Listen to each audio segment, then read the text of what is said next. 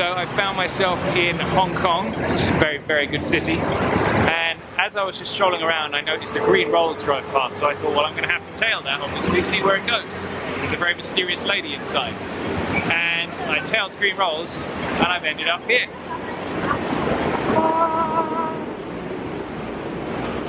There it is, the Peninsula Hotel. All right, let's go take a look.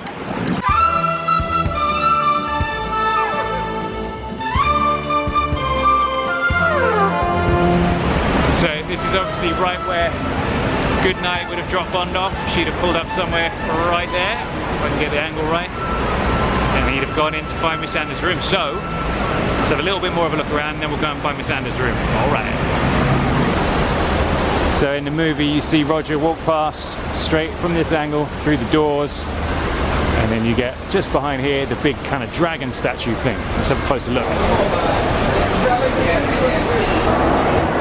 So this is what it looks like inside.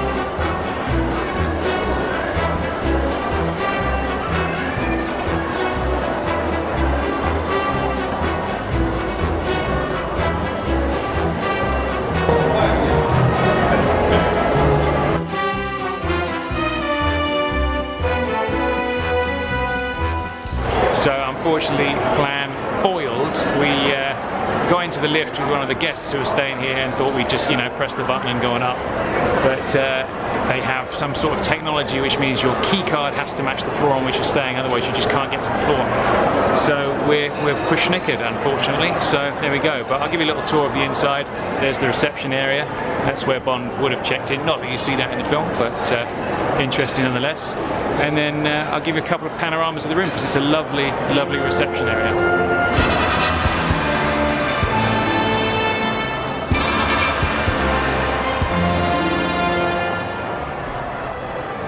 So I tried to find the dude that lets Bond into Miss Anders' room, but weirdly they're not that open, just letting strangers into random hotel rooms, even if it is a surprise, sadly. But I tell you what, I feel like I'm in a Bond villain's lair right now. I feel like there's one upstairs somewhere, because there are like armed dudes in suits nearly around every corner that are just standing there looking tough. Like those two, for example.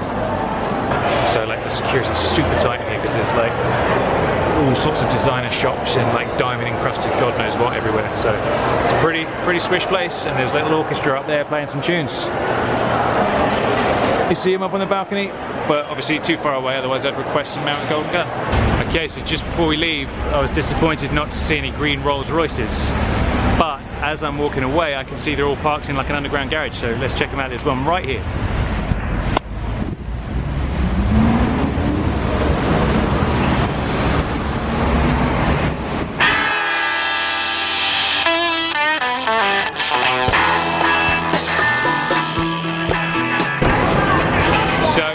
Mission obviously was the Bottoms Up Club, which sadly is closed down.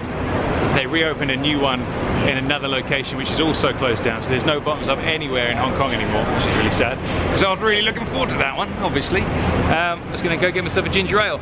So the address is 14 Hankow Road, which I believe, looking at the numbers, is this little kind of shop, or maybe the boarded one up across the street.